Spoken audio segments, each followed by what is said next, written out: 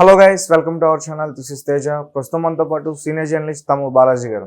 నమస్తే సార్. నమస్తే. పవన్ కళ్యాణ్ గారు భీమవరం నుంచి పోటీ చేస్తారు, అదందరికీ తెలిసిందే. కానీ పవన్ కళ్యాణ్ గారి మీద ఈసారి పోటీకి వివి వినాయక్ డైరెక్టర్ అతన్ని దించుతున్నారనే వార్తలు వస్తున్నాయి, అది కూడా వైఎస్ఆర్సీపీ పార్టీ నుంచి. అవన్నీ కూడా ఎంతవరకు వాస్తవం? వివి వినాయక్ నిజానికి 2014లోనే రాజకీయాల్లోకి వస్తాడని అప్పట్లో పుకార్లు వచ్చాయి. అంటే అతనికి ఎప్పటి నుంచో రాజకీయాల్లోకి రావాలని ఉంది, కానీ మరి ఏ కారణంతో అప్పుడు వెనక్కి వెళ్ళారు. యాక్చువల్గా ప్రజారాజ్యం పార్టీలో చేరతాడని కూడా అప్పట్లో పుకార్లు వచ్చాయి. ఎందుకంటే అతను కాపు సామాజిక వర్గం, రెండోది చిరంజీవికి క్లోజ్. ఆయన చిరంజీవితో ఠాగూర్ తీశాడు, తర్వాత కమ్బ్యాక్ ఫిల్ము ఖైదీ నెంబర్ 150, ఖైదీ 150 అది తీశాడు. So చిరంజీవితో close. బట్ ఇప్పుడు వినిపిస్తూ ఉండేది ఏంటంటే పవన్ కళ్యాణ్కి పోటీగా పవన్ కళ్యాణ్ ఈసారి ఎట్లయినా ఓడించాలని వైసీపీ కంకణం కట్టుకుంది. పవన్ కళ్యాణ్ ఎలాగన్నా గెలవాలని పవన్ కళ్యాణ్ కంకణం కట్టుకున్నాడు. ఎందుకంటే పవన్ కళ్యాణ్ వచ్చి రాజకీయాల్లోకి వచ్చి కూడా 14 ఏళ్ళు దాటింది. 2008లో పార్టీ పెట్టినప్పుడు వచ్చాడు ఆయన, ప్రజారాజ్యం. సో ఈయన పార్టీ పెట్టి కూడా, జనసేన పెట్టి కూడా 10 years అయిపోయింది. 2014లో పెట్టాడు. సో ఈ కాంటెక్స్లో ఇప్పటివరకు ఆయన అసెంబ్లీ మెట్లు ఎక్కలేకపోయాడు. ఇప్పుడు ఎట్టి పరిస్థితిలో అసెంబ్లీలకు అడుగు పెట్టాలని, ఇంకా కాలం కలిసి వస్తే ముఖ్యమంత్రి ఉప ముఖ్యమంత్రి ఆయన అవ్వాలని ఆయన కళ్ళగంటున్నాడు. ముందు అతన్ని ఓడిస్తే ఎలా ఉంటుంది అనేది వైసీపీ ప్లాన్. సో వైసీపీ ఏంటంటే ఇటు తెలుగుదేశంలో చంద్రబాబును, లోకేష్ను, అచ్చెన్నాయుడిని ఇలాగా తెలుగుదేశంలో ఇంపార్టెంట్ వాళ్ళని టార్గెట్ చేస్తుంది. ఈవెన్ బాలకృష్ణ అని వీళ్ళందరినీ కూడా, అంటే ప్రముఖుల్ని టార్గెట్ చేయడం అనేది వైసీపీ పెట్టుకుంది. నిజానికి ఈ పాలసీ బీజేపీ దేశంలో ఎప్పటి నుంచో అమలు చేస్తుంది. ప్రముఖులను టార్గెట్ చేసి వాళ్ళకి చెమట్లు పట్టించడం. అంటే దానివల్ల వాళ్ళు ఓడినా గెలిచినా కూడా వాళ్ళు ఏంటంటే ఎక్కువగా ఆ నియోజకవర్గాల మీద ఫోకస్ చేయాల్సి ఉంటుంది. దానివల్ల వేరే నియోజకవర్గాలకి వీళ్ళు తగిన సమయం కేటాయించలేరు. అదొకటి. రెండోది ఏంటంటే వాళ్ళకే డిఫికల్ట్గా ఉందన్న ఒక మొరేల్ని దెబ్బతీయడం కూడా ఉంటుంది కేడర్లో. చంద్రబాబే అక్కడ గెలుస్తాడో లేదన్న పరిస్థితి వచ్చిందంటే తెలుగుదేశం కేడర్లో ఒక మొరేల్ కూడా దెబ్బతింటుంది. ఇటువంటి మల్టీపర్పస్ స్ట్రాటజీని జగన్ ఇప్పుడు అమలు చేస్తున్నాడు. అలాగా పవన్ కళ్యాణ్ని ఓడించడానికి ధీటైన అభ్యర్థి కావాలి. ఆ ధీటైన అభ్యర్థి కోసం వివి వినాయక్ అయితే ఆయనకి ఇమేజ్ ఉంది. రెండోది ఆయన కూడా తూర్పుగోదావరి జిల్లా చాగల్లు, వెస్ట్ గోదావరి జిల్లా చాగల్లు వాళ్ళది నేటివ్. వాళ్ళ ఊరు పక్కనే దొమ్మేరు అని ఉంటుంది. దొమ్మేరు ఈవివి సత్యనారాయణది. ఆ దొమ్మేరులో వీళ్ళ అమ్మమ్మ తాతయ్యలు ఉండేవాళ్ళు అప్పట్లో. సో తను కూడా అక్కడ చదువుకున్నాడు వివి వినాయక్. అందువల్ల ఈబీవీ దగ్గర ఆయన ఫస్ట్ అసిస్టెంట్ డైరెక్టర్గా జాయిన్ అయ్యాడు ఆయనకి అబ్బాయి గారు సినిమాకి. దాని తర్వాత సాగర్ దగ్గర 4 ఏళ్ళ పైన పనిచేశాడు. సాగర్ అంటే చాలా ఇష్టం కూడా ఆయనకి. సాగర్కి చాలా హెల్ప్ కూడా చేశాడు అంటారు వివి వినాయక్, ఆర్థికంగా కూడా.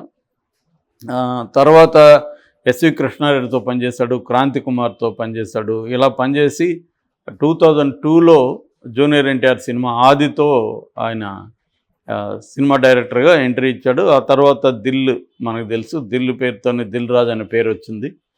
సో దాని తర్వాత ఠాగూరు, లక్ష్మి, బద్రీనాథ్, ఖైదీ నెంబర్ 150 ఇలాగ చాలా సినిమాలు ఆయన తీశాడు. లాస్ట్ సినిమా జెంటిల్మ్యాన్ 2018 సాయి ధర్మ తేజ్ది. ఆ తర్వాత ఆయన డైరెక్ట్ చేయలేదు. సో ఈ కాంటెక్స్లో తను రాజకీయాల్లోకి వెళ్ళాలనుకుంటున్నాడు. ఇప్పుడు పవన్ కళ్యాణ్ మీద ఇతన్ని పోటీకి దింపాలనే ఆలోచన ఉంది. అంటే పవన్ కళ్యాణ్ భీమవరంలో ఖచ్చితంగా చేస్తాడు. అది కాకుండా ఇంకొక నియోజకవర్గం తిరుపతి కానీ లేదా కాకినాడ కూడా అంటున్నారు. ఏదేమైనా పవన్ కళ్యాణ్ ఎక్కడ చేస్తే, కాకినాడలో చేసినా ఒకవేళ భీమవరంలో చేసినా ఇతన్ని దించాలనేది ప్లాన్.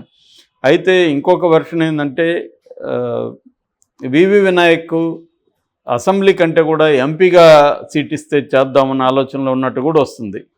ఎందుకంటే ఇప్పుడు ఏలూరులో కోటగిరి శ్రీధర్ ఇంట్రెస్ట్ చూపించట్లేదు వైసీపీ నుంచి, కాబట్టి ఏలూరు ఖాళీగా ఉంది. అట్లాగే కాకినాడ ఎంపీగా వంగ గీతను పిఠాపురంకి మార్చారు, కాకినాడ ఖాళీగా ఉంది. సో ఏలూరు కానీ కాకినాడ కానీ ఎంపీగా ఇస్తే కంటెస్ట్ చేద్దామన్న ఆలోచనతో ఉన్నాడని చెబుతున్నారు. కానీ వైసీపీ మాత్రం ఆయన్ని పవన్ కళ్యాణ్కి పోటీగా ఉంటే మంచి రాష్ట్ర వ్యాప్తంగా మీకు మంచి మజా వస్తుంది, మేము మిమ్మల్ని గెలిపించే బాధ్యత మేము తీసుకుంటామని కూడా వైసీపీ చెప్తున్నారు. ఎందుకంటే అక్కడ కాపు సామాజిక వర్గం గట్టిగా ఉన్నప్పటికీ కూడా లాస్ట్ టైం పవన్ కళ్యాణ్ ఓడిపోయాడు. కాబట్టి ఈసారి లాస్ట్ టైం ఓడిపోవడానికి కారణం ఏంటంటే ట్రయాంగిల్ ఫైట్ అయింది అక్కడ. అంటే తెలుగుదేశం, జనసేన, వైసీపీ. ఇప్పుడు తెలుగుదేశం, జనసేన కలిసే కాబట్టి ఆ ఇద్దరి ఓట్లు కలిస్తే ఖచ్చితంగా పవన్ కళ్యాణ్ గెలిచే అవకాశాలు గట్టిగా ఉన్నాయి. దాన్ని బ్రేక్ చేయడం కోసం సరైన క్యాండిడేట్ల కోసం చాలా కసరత్తే చేస్తున్నాడు జగన్, ముఖ్యంగా ఉభయ గోదావరి జిల్లాల్లో. ఎందుకంటే అక్కడే పవన్ కళ్యాణ్ స్ట్రాంగ్గా ఉంది. అక్కడ తెలుగుదేశం కానీ జనసేనతో కలిస్తే మాత్రం వాళ్ళ విన్నుని ఆపడం చాలా కష్టం వైసీపీకి. అది ఒక రకమైన డెసిసివ్గా ఉంటుంది. ఎందుకంటే మొత్తం రాష్ట్రంలో ఏ గవర్నమెంట్ ఫామ్ చేయబోతున్నారు అనేది ఈ కాపు ఓట్ల మీద డిపెండ్ అయింది. దాదాపు వాళ్ళు 20% ఉన్నారు మొత్తం ఓట్ల షేర్లో. సో అది కానీ మొత్తం కానీ ఇటు జనసేన, తెలుగుదేశం కూటమికి కానీ ట్రాన్స్ఫర్ అయితే మాత్రం వైసీపీకి చాలా రిస్క్ అయితే ఉంది. అందుకని దాన్ని అటు వెళ్లకుండా చూడడానికి రకరకాల వ్యూహాలు, పై ఎత్తులు జగన్ చేస్తున్నాడు. ముఖ్యంగా కాపులు స్ట్రాంగ్గా ఉన్న చోట బీసీలకి టికెట్లు ఇవ్వడం అనే ఒక స్ట్రాటజీని జగన్ అమలు చేస్తున్నాడు. బీసీలకు ఇవ్వడం ద్వారా కాపులకు పోటీలుగా బీసీలని ఆర్గనైజ్ చేయడం ద్వారా బీసీల సంఖ్య కాపుల కంటే కూడా ఎక్కువ ఉంటుంది. కాబట్టి బీసీలను అందరినీ పోలరైజ్ చేయగలిగితే విన్ అవ్వడం ఈజీ అనేది జగన్కు ఉండే ఒక ప్లాన్. సో ఈ ప్లాన్లో రకరకాల ఇవి జరుగుతున్నాయి. అందులో భాగంగా ఇప్పుడు వివి వినాయక్ని ఇక్కడ దించుతున్నట్టుగా మనకి అర్థం చేసుకోవచ్చు. యాక్చువల్గా వినాయక్ పూర్తి పేరు గండ్రోత్ వీర వెంకట వినాయకరావు, కానీ వివి వినాయక్గా పాపులర్. వాళ్ళకి థియేటర్ ఉంది. కొంత కుటుంబం పెద్ద కుటుంబం. వీళ్ళకి 2 బ్రదర్స్ ఉన్నారు, 3 సిస్టర్స్ ఉన్నారు. సో థియేటర్ బిజినెస్ ఉంది. కొంత అక్కడ డిస్ట్రిబ్యూషన్లు అవి కూడా వీళ్ళు అప్పుడప్పుడు చేసేవాళ్ళు. సో ఈ కాంటెక్స్ట్లో అతనికి విస్తృతంగా అక్కడ పరిచయాలు ఉన్నాయి వినాయక్కి. ఎందుకంటే ప్రతిసారి అతను అక్కడికి వెళ్ళడం, కొద్దిగా వినాయక్ ఉండే నేచర్ అంటే కొంత డబ్బులు జనాలకి ఇవ్వడం అవసరమైన వాళ్ళకి, ఇటువంటి నేచర్ ఆయనకు ఉంది ముందు నుంచి కూడా.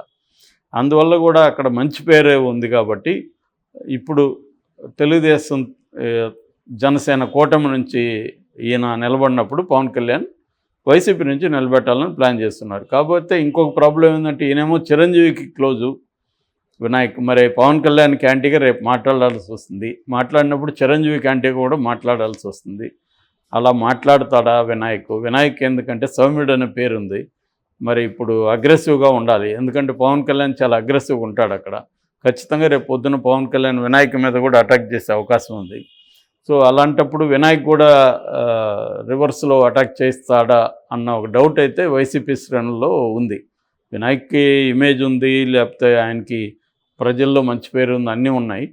బట్ పవన్ కళ్యాణ్ ఎదుర్కోగలడా వినాయక్ అనేది ఒక డౌట్ అయితే ఉంది. మరి ఏం జరుగుతుంది అనేది మనం చూడాల్సిన అవసరం అయితే ఉంది.